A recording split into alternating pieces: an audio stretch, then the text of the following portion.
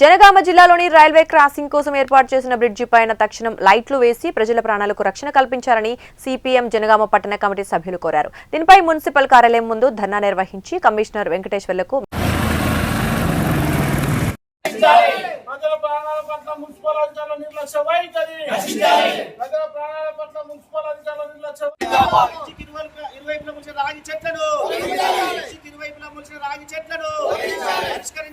సోదరులారా, జనగామ పట్టణంలో రెండుగా చీలి ఉన్నటువంటి పట్టణాన్ని ఇలా జనగామ పట్టణంలో నుంచి వెళ్ళి Kazipet Hyderabad railway line crossing చేయడం కోసం ఏర్పాటు చేసినటువంటి బ్రిడ్జి 38 సంవత్సరాల క్రితం మరి ట్రాఫిక్ సమస్య నిరోధించాలని, ప్రమాదాలు జరగకుండా చూడాలని, ఎందుకంటే సూర్యాపేట, సిద్దిపేట, నాగ్పూర్, పూణే హైవే రోడ్డు ఇది.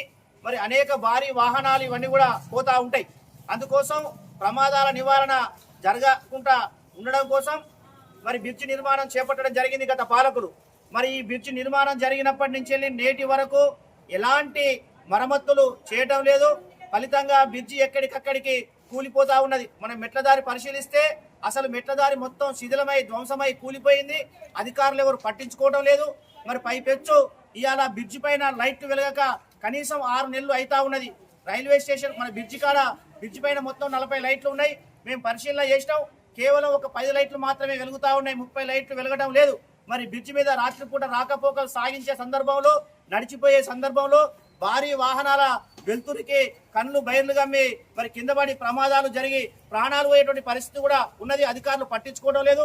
మరి బ్రిడ్జి మీద లైట్లు